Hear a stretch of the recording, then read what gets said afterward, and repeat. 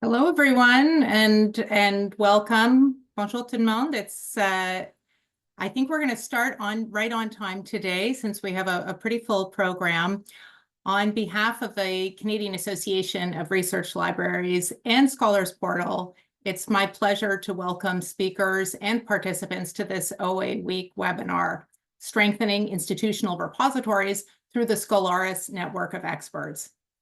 In the spirit of the OA Week theme, Community Over Commercialization, Carl has joined forces with our partners at Scholars Portal to bring you what I'm confident will be an insightful hour of presentations from those repositories experts that we value so highly in the Scholaris endeavor. Before we begin, please note that simultaneous translation into French is available for this session and can be accessed using the interpretation icon in the bottom right corner of your Zoom window. Une traduction simultanée en français est disponible pour cette session, accessible via l'icône d'interprétation dans le coin inférieur droit de votre écran. My name is Elizabeth Callflesh. I'm a project officer at CARL. CARL's offices are located on the traditional territory of the Algonquin Anishinaabe people. I am mindful of the fact that CARL is a national organization, and members of this library community join us from the unceded territories and homelands of many Indigenous peoples. I join you from Toronto, where I live and work on the traditional lands of the confederacies of the Wendat people of the island, the Anishinaabe original people, and the Haudenosaunee people of the Longhouse, as well as the Mississaugas of the Credit, River of the North of Many Mouths, and is home today to a rich diversity of First Nations, Inuit, and Métis peoples. I acknowledge the centrality of the land to Indigenous cultures and worldview. Now, as an information professional, I find particular resonance in the way Haudenosaunee curator Lynn Hill has characterized the land as a memory bank of information. I acknowledge the impact of colonization on the land and its original peoples, and my own exceptional privilege in occupying it. Please note that today's call will be recorded, and the recording will be available afterwards on CARL's YouTube page. The organizers of today's call are committed to providing a welcoming, professionally engaging, and safe experience for all participants. Links to CARL's Code of Conduct will be posted in the chat. If you have any questions or concerns about this, please do contact Susan Hay, CARL's Executive Director, whose contact information will also be listed in the chat.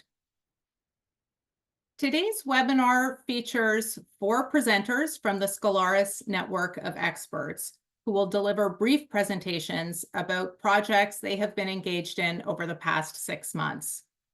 Gabriela Murcia of the University of Calgary and CARL Visiting Program Officer, Metadata Strategies, and Scholaris will then moderate a discussion with the panel, followed by some audience questions, time permitting.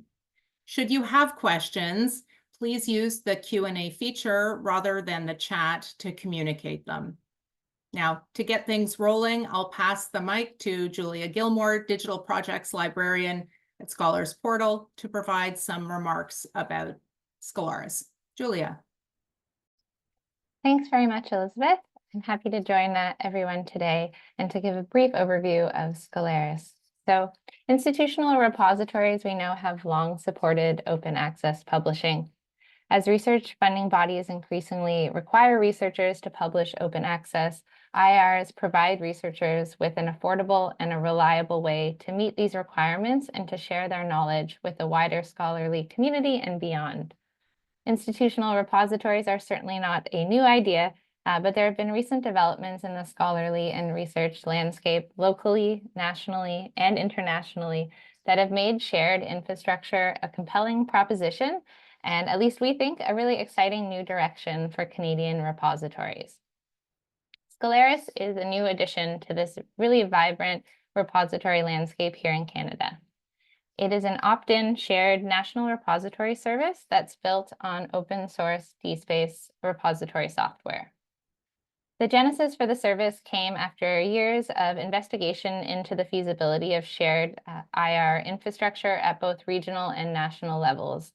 And through this work, the participants in the various regional and national initiatives that were looking into this really identified the opportunities that exist for developing a service of this nature. So I'm here today, as Elizabeth shared, representing our really wonderful team here at Scholars Portal, which is the technical service provider for Scholaris. We're developing the infrastructure, hosting, and managing the service. The service is currently being developed in part through an early adopter program that Scholars Portal is managing, and also through the really invaluable work of the network of expert groups, which are being coordinated by Carl and which are the very well-deserved topic of this webinar today. Carl is also leading development of the governance and financial model for the service through an advisory committee. And we're really fortunate to work with our partners at Carl through the University of Toronto Libraries with regional consortia, the DSpace community, our early adopter institutions, and our expert groups. And we've been really delighted by the enthusiastic support for and participation in Scholaris over the past year or so. So with Scholaris, as I mentioned, it uses DSpace software, and really for us at Scholars Portal and with Carl, it's really about technical infrastructure, but also community infrastructure. And we see these as two critical parts of the service that work hand in hand. As a national shared repository service, Scholaris prioritizes community over commercialization through a collaborative community-based service model that, as I mentioned, is built on open source software and informed through national governance. From the technical side here at Scholars Portal, we're always thinking about how to optimize and operationalize the service so that it's scalable, so it's efficient, affordable, and flexible, both for schools that are participating, but also that we're designing a service that can meet a wide variety of repository use cases, different scenarios, sizes, and complexity. For Scholaris, the infrastructure is not just about those technical components, which are a key piece, but also developing that community infrastructure so that the service is really built to be one that institutions want to participate in because it meets their needs. And the expert groups are a really key part of this infrastructure. So I'll turn it over to Gabriella to talk a bit more about those wonderful expert groups. Thank you very much, Julia, and thank you everyone for joining us today. Since March 2024, 3 expert groups have been formed to provide recommendations in critical areas of the Scholaris shared repository infrastructure. These groups are essential in identifying common use cases, developing practical strategies, prioritizing requirements, advising on policy, proposing scalable solutions, monitoring emerging technologies, and much more. Each group focuses on specific aspects. The Metadata and Discovery Expert Group focuses on developing metadata strategies to enhance the discoverability of repository content. The Electronic Thesis and Dissertation Expert Group works on the migration and integration of electronic theses and dissertations into the shared infrastructure. And the Digital Preservation Expert Group concentrates on establishing digital preservation protocols, ensuring long-term access to digital assets. Each group consists of members from Canadian institutions planning to adopt Scholaris. The members of the expert groups have already accomplished significant work, demonstrating their commitment and dedication to the initiative. Their collaborative efforts will lead to the development of recommendations, with the chairs providing essential guidance and leadership. The progress made reflects the members' expertise and passion, which are vital in advancing the shared repository infrastructure and ensuring it effectively meets the needs of research libraries across Canada. The Metadata and Discovery Expert Group developed these recommendations drawing on their extensive knowledge and experience. These guidelines are designed to provide practical insights to address the identified challenges. The group started by sharing the problems and priorities and formed 4 subgroups to work on minimal viable metadata, cleaning metadata for migration, configurable entities, and multilingual repositories. Also on the side, they wrote the persistent identifier light recommendations and considerations. Later in this webinar, Caitlin, Sharon, and Caroline will provide a more detailed overview of some of the recommendations from this group. Below are the in-progress recommendations by the Electronic Thesis and Dissertations Expert Group. The group members have applied their diverse experience to develop an actionable plan.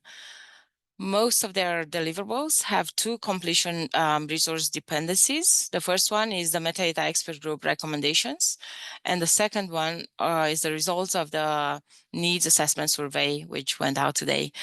Some of these recommendations will be covered later in this webinar by Pascal, who will provide a more detailed overview into the group's excellent work.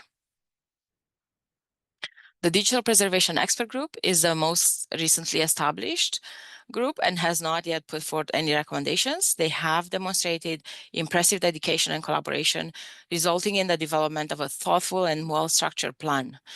The plan is designed to address key issues and promote effective solutions grounded in a thorough evaluation of the existing infrastructure and their specialized knowledge. We will gradually release the recommendations in phases as they become available. We plan to go through a series of steps meant to enhance and finalize the recommendations. The first step is sharing the first draft with the members of the Shared Repository Infrastructure Advisory Committee, SRIAC, for their feedback. Next, the documents will be presented to the members of the repositories community to gather additional feedback. The groups will then analyze the responses and update the recommendations accordingly. And the first official version of the recommendations documents will be released to the community, ensuring they reflect the valuable input received throughout this collaborative process. Some of the recommendations will be available in the coming weeks, while others will be released in the early new year, and some will come later on. Now let's welcome our panelists, each bringing unique experience and valuable perspectives to today's discussion. We have Caitlin Baker, the Discovery Technologies Librarian at the University of Regina. Sharon Farnell is the head of Metadata Strategies at the University of Alberta and is very excited about the opportunity to be part of the Scholaris community. Caroline Sullivan is the Systems Librarian and Digital Repositories Content and Access at the University of Ottawa. And Pascal Calarco, he has a Master of Library Information Studies from McGill University, class of '95, and is Scholarly Communication Librarian and Systems Librarian at the University of Windsor. Now that we've had an opportunity to learn about their background and areas of expertise, let's hear directly from our speakers. First is Caitlin. Thanks very much, Gabriella. Next slide, please. So the minimum viable metadata subgroup, the members of which you can see here, was tasked with determining what should constitute the minimum viable metadata or the base descriptive pieces. What was ultimately proposed were 3 tiers of metadata recommendations. So first we have qualified Dublin core, the second incorporates the use of the open air namespace, and then finally there are ETDs. And then within each tier, there are 3 different categories, mandatory, recommended, and optional. Next slide, please. So the first tier is Dublin core, which is the metadata schema used by DSpace and widely used in repositories generally. And specifically, we focused on qualified Dublin core.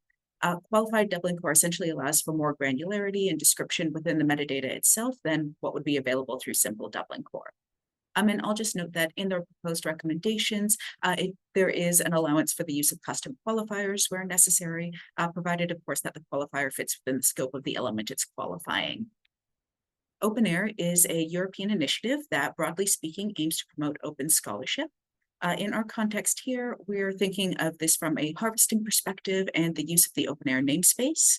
Now, open air compliance isn't a requirement of Scholaris, but there are benefits that might lead an institution to want to adopt regardless, like outputs being visible through open air infrastructure and having more granular metadata to capture things like conference dates, funding information, and version types. And then finally, we have ETDs, which is specific to theses and dissertations, which of course are core to many of our institutional repositories here in Canada. And specifically, this is with an eye to ETDMS and appropriate crosswalks there, as well as Library and Archives Canada's harvesting requirements. Now, these options aren't mutually exclusive in that if you're a repository that's using qualified Dublin Core and you're housing ETDs and you're interested in being open air compliant, you would likely want to look across the different tiers. But there can be some tension when trying to incorporate the different pieces. Generally speaking, the approach that we've taken is with the aim of minimizing the use of crosswalks as much as possible and aligning with DSpace's default configuration. Next slide, please. So the recommended metadata fields are divided into those three categories: mandatory, recommended, and optional. The mandatory fields are those that subgroup feels would be essential for repository functionality. Recommended fields are those that aren't necessary for core functionality, but they're likely to improve discoverability and to provide richer context. And then finally, we have optional, which are intended to help meet localized needs. In addition to these tiers and these levels, we do also propose some recommendations for the use of controlled vocabularies. So specifically, we're recommending the adoption of several core vocabularies, such as access rights vocabulary, the resource type vocabulary, and the version type vocabulary to ensure some consistent, robust metadata. And on that note, I'm going to turn things over to Sharon to tell us about configurable entities. Thanks very much, Caitlin. Next slide, please. So in DSpace, an entity is defined as a special type of item, which often has relationships to other entities. And this really is just a recognition and acknowledgement that there are different types of objects that have relationships to the open access publications, theses, dissertations, etc., that we house in our repositories. So DSpace, by default, allows for certain kinds of what they call research entities. This includes publications, projects, persons, and organizational units. And it also provides for journals. So this specifically captures a journal title, journal volume, journal issue, and a publication or an article that is part of a journal. Now, entities are completely optional in DSpace 7 and 8. However, there are some really important potential functionality that repositories may want to think about in their decision whether or not they want to enable entities or not. So if you wish to have ORCID integration, for example, this requires entities, specifically the people entity. Open air harvesting as well is contingent on certain entities, specifically people and publications at minimum. And so our group was tasked with doing some exploration around entities and determining what we might be able to recommend to those who are coming on to the Scholaris service. Next slide, please. So you can see the subgroup members here, and we sort of tasked ourselves with exploring this this question. And I think we feel that this is the most least developed of our set of recommendations because entities are new to all of us in the group, and certainly there hasn't been a lot of uptake as of yet across Canada of entities. So it is very, very exploratory at this stage. So we spent some time reviewing the documentation that comes with DSpace to better understand what entities are and how they function, and how they allow for ORCID integration and enhanced open air harvesting.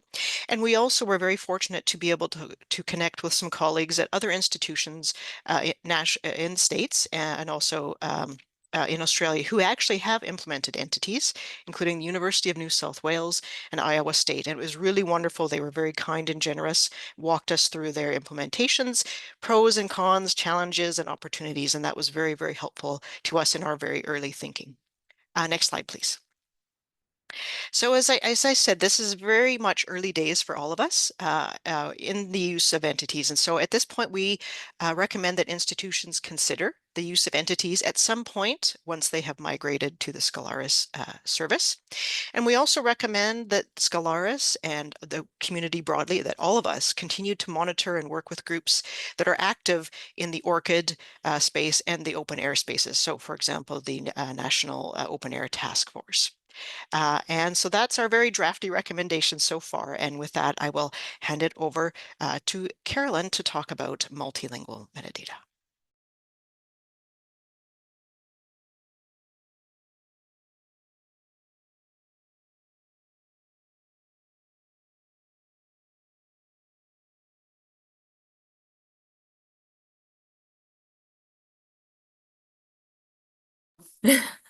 Hi.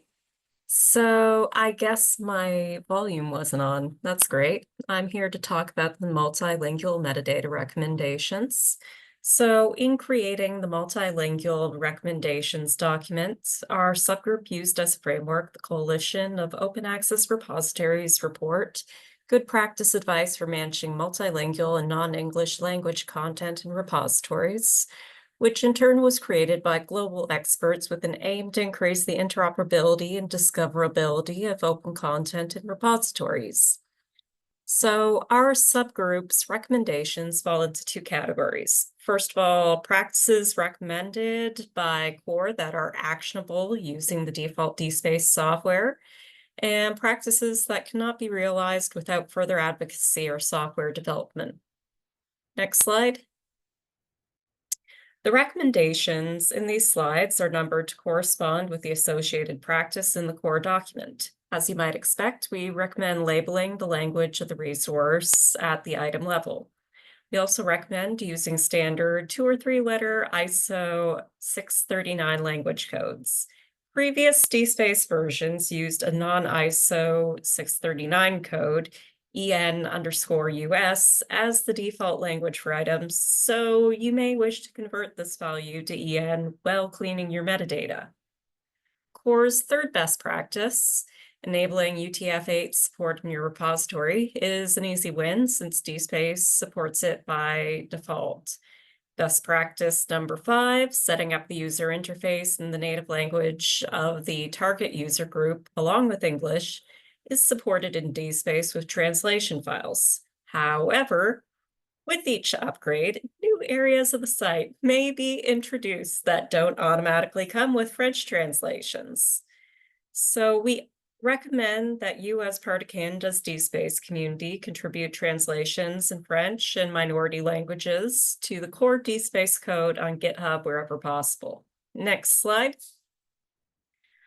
So next we have recommendations requiring further advocacy. Core best practice number 2 recommends declaring the language of the metadata, but in DSpace right now, that can only be done manually, one field at a time by an admin, and therefore isn't really feasible. Best practice number 6, writing personal names using a preferred writing system and using persistent identifiers can be implemented using the DSpace entities feature that we've already heard about with the ORCID integration.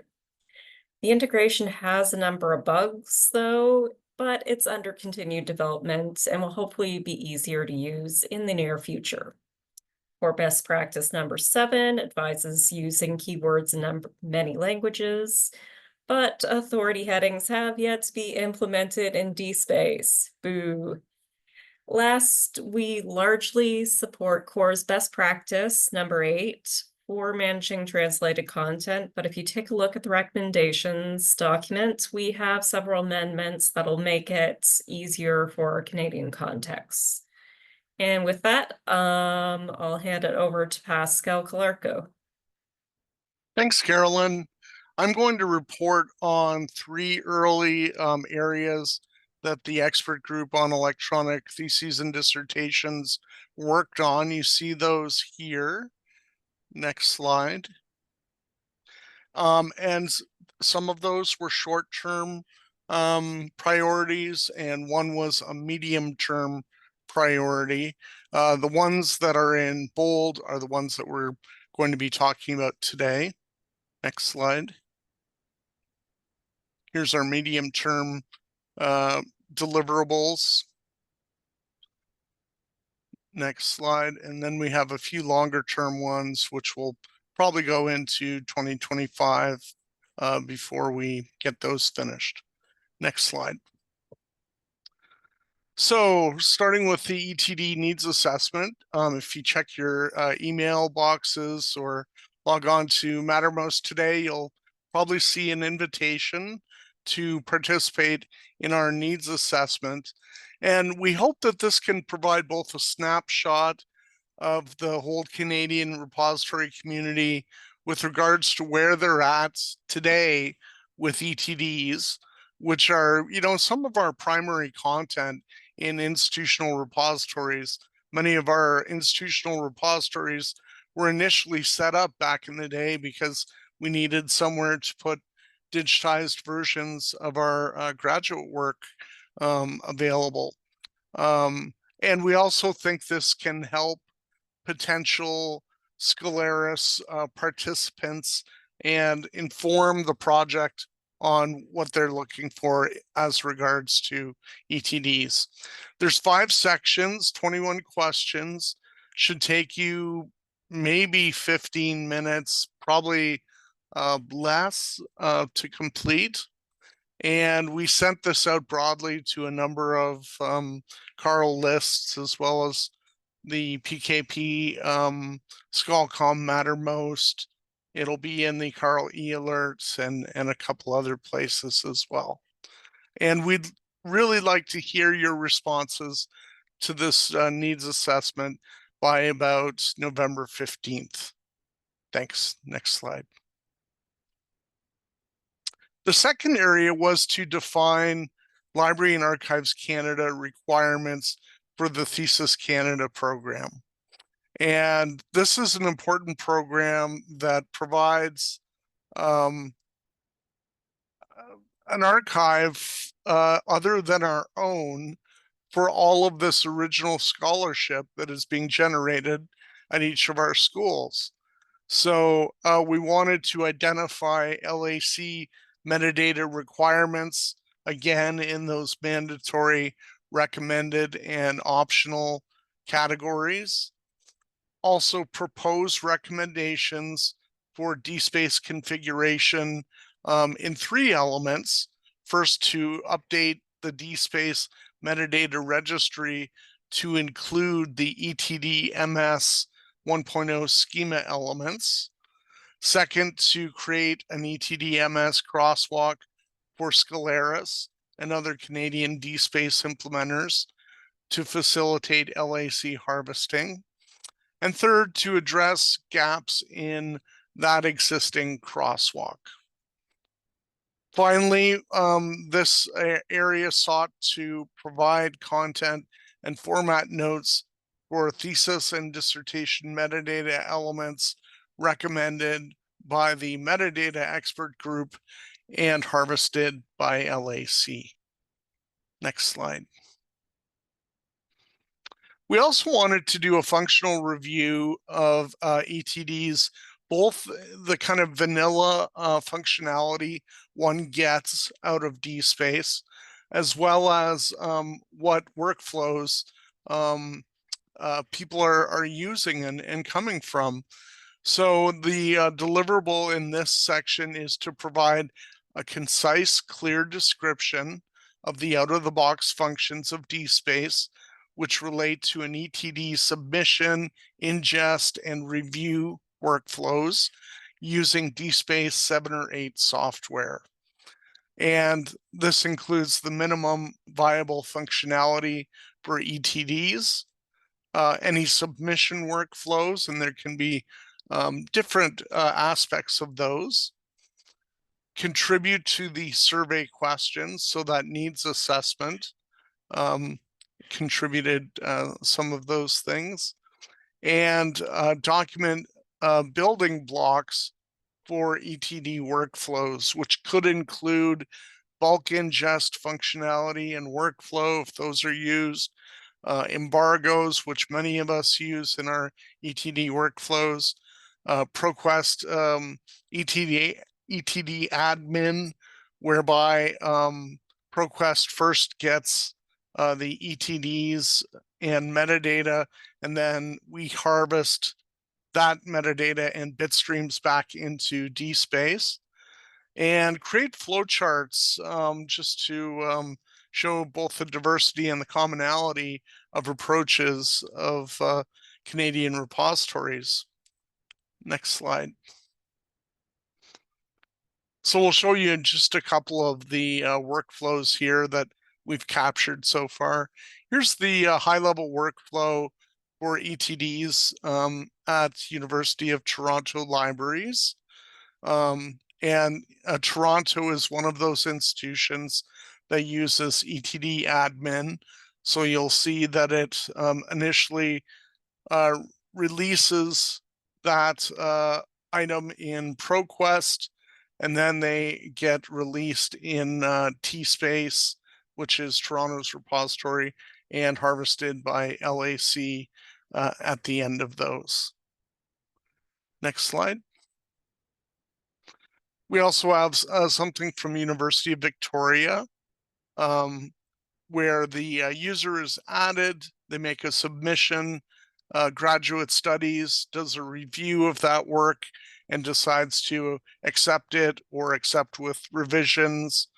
There's a metadata review by the library, which may also change some of the metadata fields that the student added, and then it finally gets deposited. Next slide. And finally, a workflow from Université Laval, where we see a couple different objects here. They're part of the OCLC WorldCAD management system. And so there's an API call in there.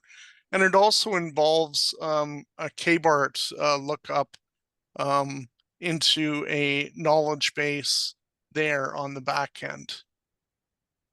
Next slide. And that's my part. Over to Gabriella for questions. Thanks. Thank you all. Now that we've set the stage, let's move on to some questions for our panelists. The first question, I will be addressing it to Caroline. Could you share how you mapped out doing this work as a group? What approaches did you find worked well for your group? Thank you. It was actually fairly easy for us to map out our work in the multilingual recommendations subgroup, since we used the core framework as a starting point for our conversations in discussing the challenges we and other community members have experienced trying to apply the core practices to our own repositories. Teresa from Université de Montréal and myself at Université d'Ottawa both work to make our repositories fully accessible in French, so we had a lot to talk about. With regard to approaches that worked for us, well, we did have meetings throughout the summer. A lot of our discussions took the form of comments in Google Docs and unhinged rants about issues in our repositories, so we're very grateful to Jordan Peterson and Michael Nason for facilitating our meetings and structuring some of those ramblings into the organized document that went out for release. Thank you very much, Caroline. Does any of the other panelists have anything to add to this? If not, we can move to the next question, and I'm addressing this question to Sharon. Could you share a success story or a specific instance where collaboration significantly contributed to the group's progress?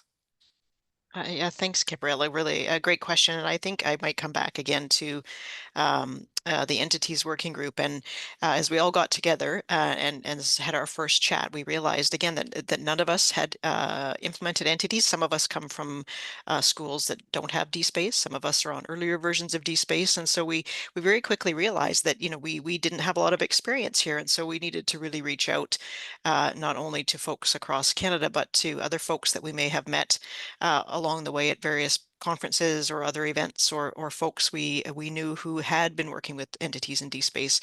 And so again, we were able to talk to folks from Australia and from the United States who had worked with entities, and that was just really, really wonderful, because again, it's all new for all of us, and so we're aware that we're not necessarily in a position to say with any great certainty the best approach or things to do, things not to do. And so really being able to draw on colleagues who have worked with entities, and just they were so generous with their time and their expertise and sharing what they had learned, and as I said, sort of opportunities and challenges. And it was just a really reaffirming situation where we could really see just the benefits of working together sort of nationally, but also drawing on our colleagues and friends from around the world who also use DSpace. So just a really great reminder of what we can do when we work together and rely on each other's knowledge and expertise. Thank you very much, Sharon. Do the other panelists have anything to add to that, or maybe a different example? Okay, we can move to the next question. How did you go about reaching consensus for the recommendations? And this is a question I'm addressing it to Pascal. Thanks, Gabriella. So within the ETD's expert group, because we had split up into several different subgroups, and there was a little bit of overlap in some of the areas that we're paying attention to, we naturally had to review those things and have some discussion about what consensus was on both where particular issues should be handled in each of those deliverables, and also what the consensus response would be. A couple examples. So as we were talking about both the out-of-the-box workflows and functionality of DSpace 7 and 8, we also had a medium-term deliverable that specifically looked at community workflows. And so we brought that back, and both of those groups also were contributing to the questions for the needs assessment. So everybody in all of those groups fed questions to the needs assessment.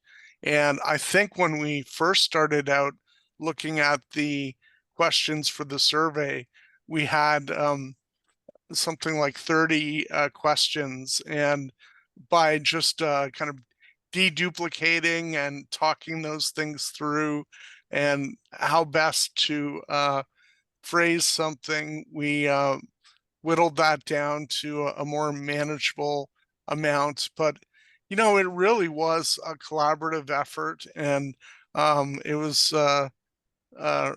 really a lot of fun to work with all these people who had coming at it from different ways and providing different areas of expertise for the whole.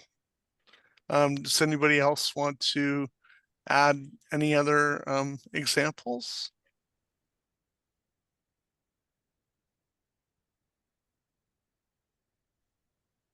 I might just follow up on that, and I think Carolyn mentioned that a lot of our work over the summer was done through Google Docs and so on, and you know, is a really great experience. Particularly, I'm thinking about the minimal viable metadata group, and there was a lot of activity in those documents, and lots of, you know, this is what we do at our institution, and here's why, and here's what we've done, and here's why we might like to change that, and really trying to think through, knowing that metadata is a critical piece of it, but also it can be challenging, right? Because every institution has, you know, is going to have some needs that they need to address. And so trying to kind of work out, you know, okay, maybe we do things differently, but what can we recommend to the community in terms of, you know, are there areas where we can focus on trying to bring people together in their practice, so that, you know, in certain places, like the core, using the core vocabularies, for example, where we could really get a lot of benefit out of broader sort of consistency across the community writ large. And so there was a lot of, again, not necessarily agreeing that we would all be able to or need or have to do the same thing, but thinking about how we can ensure we're providing guidance to folks and helping them, you know, suss out when they have a really strong use case to sort of go, you know, outside of the guidelines and do something different, and how we can support them in that, you know, through sharing expertise and so on. So really collaborative process, and just lots of folks in there diving in and helping each other out and commenting and all those sorts of things. It was a really wonderful collaborative process. Thank you very much, Pascal. Thank you very much, Sharon. And with that, we're going to move to the next question, which I'm addressing to Caitlin. Has the broader community influenced the recommendations put forth by the expert groups? Thanks, Gabrielle, and great question. Yes, absolutely. I would say that with all of the expert groups, the broader community was really central to the conversations and the discussions that we were having, because we really entered into these projects knowing that we wanted to ensure that ultimately what we were encouraging or proposing would actually align not only with what the potential Scholaris adopters would want or need, but also things that would actually be attainable and achievable to the widest possible range of actors. We didn't want to have something that was simply not going to be operationalizationable. I'm not sure that's a real word, but it kind of fits in this scenario. And we wanted it to be something that would work for individuals or institutions rather, whether they had really large, well-established repositories with a lot of custom metadata, or those that didn't have that kind of extensive custom metadata. And I think the expert groups as a whole were really aware of how interconnected the work that we were doing was with many other projects and initiatives that are happening in this space. And so we wanted to make sure that we were reflecting the work of other groups, like CRKN and the persistent identifier governance work that they're doing. And I would also just say that I think we were trying to look at a variety of levels. So by this, I mean that we were considering, our local experiences, as Sharon mentioned, in terms of what we were doing at our institutions and maybe what we were doing that we didn't love that we were doing at our institutions, also connecting with colleagues and institutions, both in Canada, but also internationally, to understand how they were approaching different issues and how they were undertaking certain work. But we were also trying to look more broadly, incorporating core, incorporating open air, and just really being very intentional about where the work was happening so that we could build on and support the other efforts that are ongoing in the community. Thank you very much, Caitlin. And I'll move to the next question. For Julia and Scholars Portal, can you share how you might envision implementing the recommendations? Absolutely. Thanks, Gabriella. We get this question every now and then, so I'm happy to speak to it here today in our webinar. First, we're just, if this hasn't come across already, we're so extremely grateful for the work that's being done by these expert groups, and you've gotten to hear just a little bit about all this fantastic work. At Scholars Portal, the institutional repository environment is a newer one for us. We have experience with other types of repositories, certainly Borealis for data repositories, and the technical service model that we're using, we've used with other digital publishing services. But with that, this being a new area for us, the repository managers and certainly the expert group members that are participating in this initiative are, as the name suggests, the experts in these spaces. So when we are working with our early adopters, one of the first things we do is to provide access to the expert group materials and to point them to these recommendations. They're recommendations for us, but they're also recommendations that we think are really valuable to the broader repository community. So for example, for institutions that we are working with that mentioned they're going to be looking to do some metadata cleanup as part of their migration or post-migration. The metadata and discovery group has done such a great job, as you heard, of outlining various cleanup tasks that can happen pre, during, or post-migration, and that set of minimum viable metadata, both fantastic resources for schools to reference. And we've already heard from some of our cohorts that they're relying on these resources to do this work. So that's fantastic. It's kind of pointing us in the direction of consistent metadata across repositories, which is awesome. The recommendations are also helpful because they give early adopters and us at Scholars Portal a really clear picture of how repository managers and just the broader community are doing that management of their IRs. So, for example, there are common workflows. We saw a few different workflows that Pascal outlined.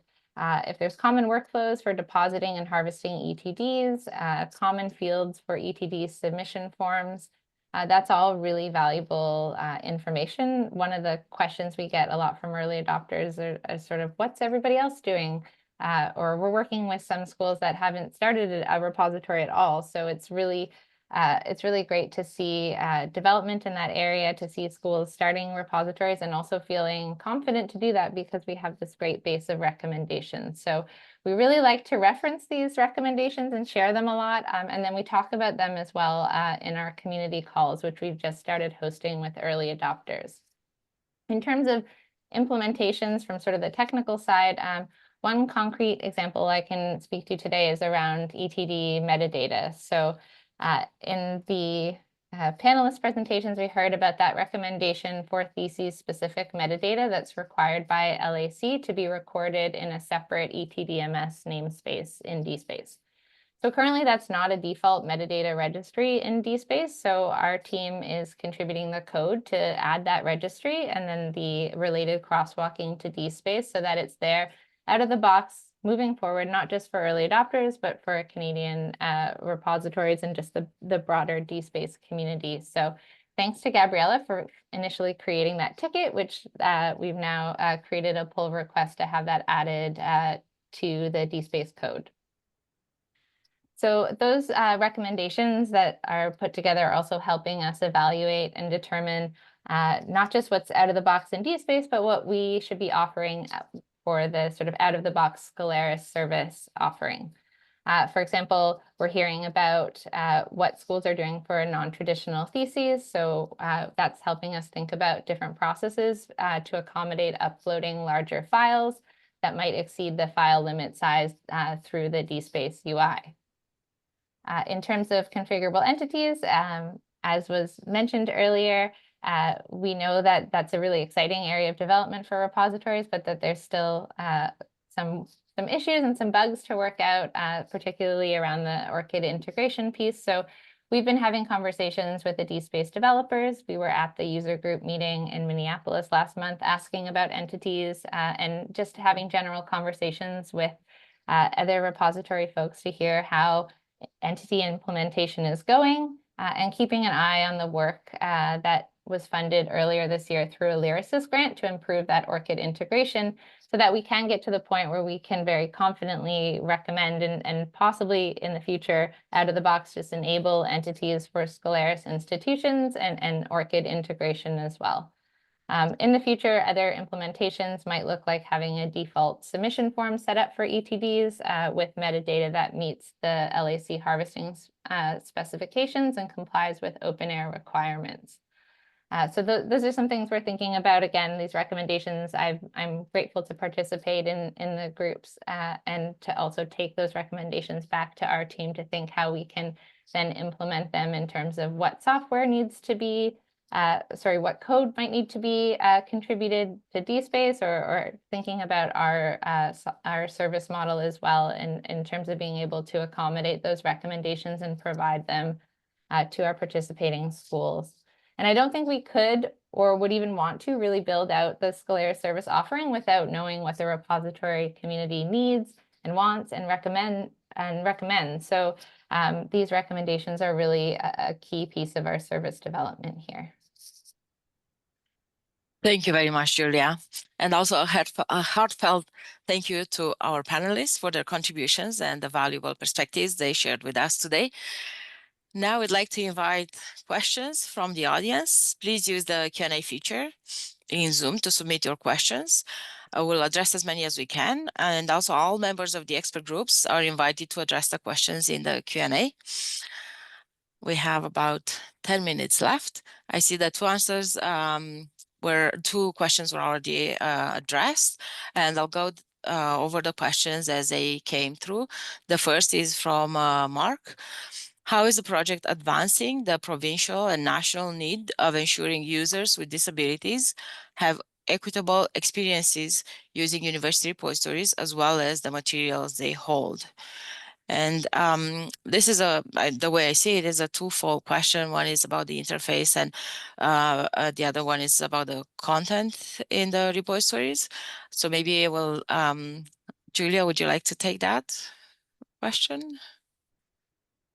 Or, Yeah, of course, any panelist can contribute. Please go ahead, Julia. Yeah, so we are definitely keeping an eye on the accessibility improvements that are being made to DSpace. I'll put a link in the chat to just the accessibility documentation that DSpace has. It was also a topic of conversation when we were at the most recent user group meeting. It's one of the priorities that's identified, accessibility improvements to the platform for future versions of DSpace. Every upgrade and new release of DSpace includes accessibility fixes and improvements. There's also a good amount of work happening within the community to identify those issues. It's a nice, one of the nice things with DSpace being an open source community is that tickets can get created. We can also take on and work to make contributions to improve the accessibility of the platform. And then it's also, I think, we're interested to have those conversations with early adopters and with the broader repository community as well. So when we did a call out for topics for the upcoming community calls, accessibility was one of the most prioritized topics. So we'll definitely be having conversations there. And from there, I think we want to hear, you know, if there's accessibility testing that's already happened from on your repository, and you can share that. DSpace does a lot of accessibility testing. We do accessibility testing with Scholars Portal as well. We've partnered with Fable to do accessibility testing for other Scholars Portal services. So I think there's an opportunity for us to do some testing, possibly in partnership with some other early adopter schools on Scholaris instances to share that back with the community.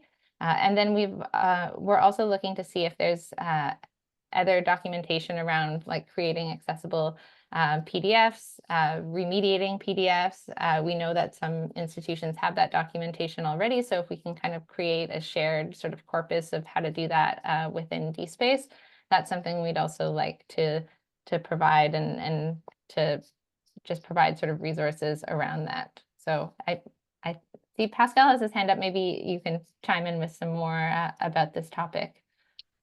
Yeah, thanks, Julia. You know, I think when we have large projects like this, it's an opportunity to also look at some of the underlying policies that we have.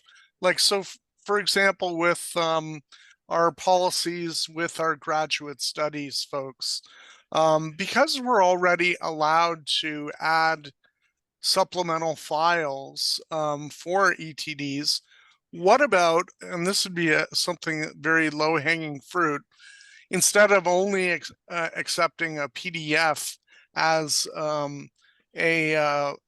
file format, we also upload the Microsoft Word version.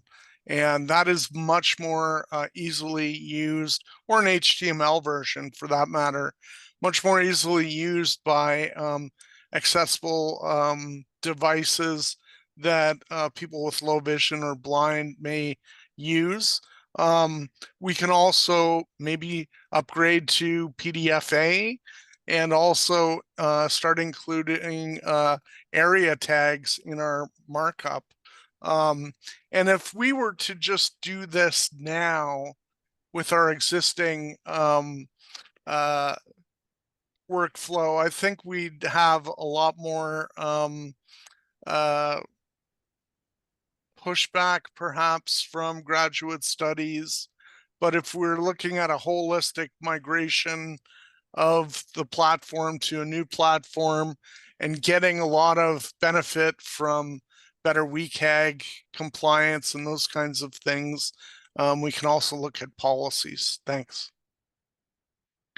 Thank you both, Julia and Pascal. I think we can move to the next question now. It's from Poppy. There's been discussion of understanding minimum viable metadata. What are the considerations for enhancing beyond the minimum?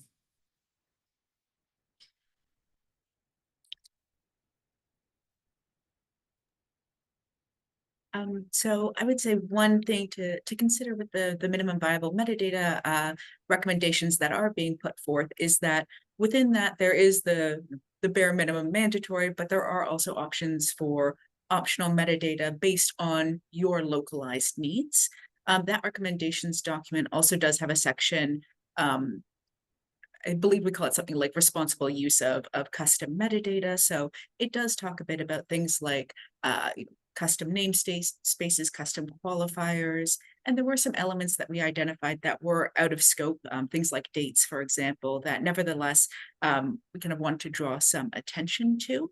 So there has been some ongoing conversation around this. I would say we tried to scope to just what was that absolutely essential piece, but recognizing that what is essential can also vary across different institutions in different contexts. So we tried to build in some flexibility within that as well. Thank you very much, Caitlin. With that, I think we can move to the next question. I think we have time for one more question. Any discussion about the term non-traditional as applied to ETDs? There is also some overlap with the need to support more file formats beyond PDF. Too, sometimes I wonder if that is the more important thing to focus on rather than the non-traditional and NES per se. And of course, extremely conventional ETDs have these broader file format issues, and non-traditional ETDs can be a single PDF file. I also worry about non-traditional being a bit othering, and also implying that other ETDs were all strictly traditional, which I don't think it's always true. I realize that this ship may have sailed, but I'm still curious.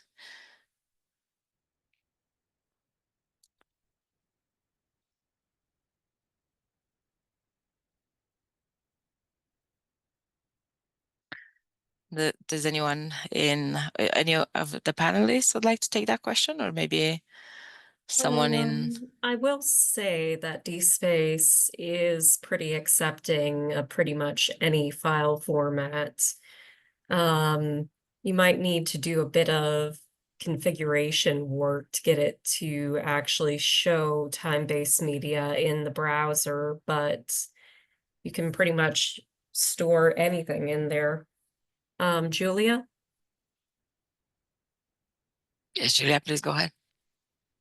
All right, I know Pascal had to head to another webinar who may have been able to speak more about the subgroup on non-traditional ETDs or whichever term we want to go with moving forward. But that is one of the questions. We have at least one or two questions, I think, on the needs assessment survey going out to really kind of understand how that was one of the questions that came out as sort of, do you have a definition of what a non-traditional thesis is? Are you accepting different things? Like, what are policies around that? So I think that information from that survey is going to help us give a better understanding of what that looks like across different repositories. And then, as I mentioned in the recommendations and implementations, looking at what we might need to add to DSpace to be able to support there's good support for different file types, but just sizes is one example, or if there are other contributions we can make to improve viewing